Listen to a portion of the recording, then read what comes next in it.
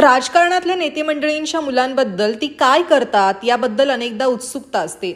त्यांची जीवनशैली, राहणीमान, ते करत असलेला व्यवसाय सगळ्याच बद्दल कायम चर्चा राहते। आता अशाच एका राजकारणातल्या व्यक्तीच्या मुलाची चर्चा सुरू झाली आहे। त्याला कारण सुद्धा तसंच आहे। मराठी चित्रपट सृष्टीमधून त्यांचा मुलगा थेट अभिनय विश्वात पदार्पण करतोय। आता ही राजकीय व्यक्ती कोण, त्यांच्या मुलाला तुम्ही पाहिलंय का, त्याला ही ऑफर कशी मिळाली, अशा बऱ्याच तुमच्या प्रश्नांची उत्तरं आम्ही तुम्हाला देणार आहोत आणि त्यासाठी हा व्हिडिओ तुम्ही संपूर्ण नक्की पहा। महिलांवरील अत्याचाराविरोधात कायम पाठीशी राहणाऱ्या रुपाली चाकणकरांचा मुलगा हा मराठी चित्रपट सृष्टीमधून पदार्पण करतोय।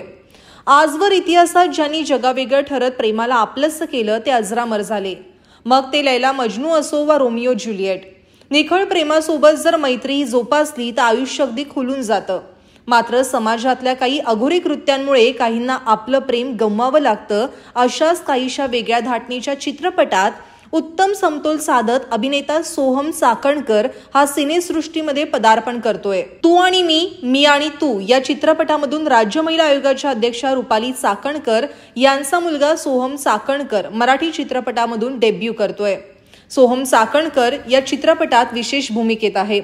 निर्माते राजू तोडसाम, ऋषभ कोठारी, सागर जैन निर्मित जैन फिल्म्स प्रोडक्शन आणि दिग्दर्शक कपिल जोंधळे दिग्दर्शित तू आणि मी आणि तू या चित्रपटामधून सोहम प्रेक्षकांच्या भेटीला येतोय।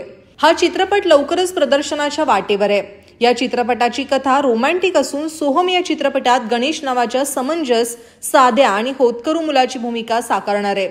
शिवाय सोहमचा रोमॅन्टिक अंदाज सुद्धा या चित्रपटामधून प्रेक्षकांना पाहायला मिळेल। सोहम सोबत या चित्रपटात आणखीन कोणते कलाकार झळकणार हे मात्र अद्यापही गुलदस्त्यात आहे।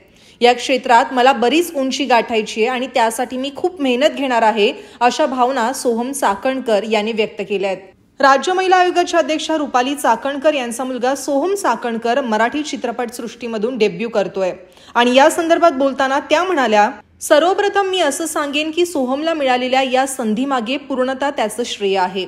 माझा यात काहीच वाटा नाही। उलट त्याचा हा निर्णय ऐकून मी आश्चर्यचकित झाले। माझ्यासाठी खरंच अत्यंत आनंदाची बातमी आहे। आमच्या कुटुंबात कोणीही अद्याप या क्षेत्रात नाही। सोहम वेगळं क्षेत्र निवडून त्यात कामगिरी करतोय हे पाहून खूप आनंद होतोय।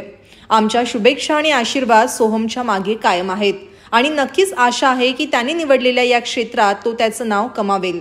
थोडक्यात आता राजकारणात दबदबा गाजवणाऱ्या रुपाली चाकणकरांचा लेख अभिनय विश्वात कसा ठसा उमटवतो याकडे सगळ्यांचंच लक्ष असणार आहे। थोडक्यात आता राजकारणात दबदबा गाजवणाऱ्या रुपाली चाकणकरांचा लेख अभिनय विश्वात कसा ठसा उमटवतो याकडे सगळ्यांचंच लक्ष असणार आहे।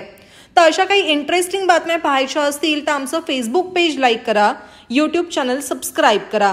व्हिडिओ पाहिल्याबद्दल धन्यवाद। Shailaja Jogal, Lokmat digital desk, Mumbai.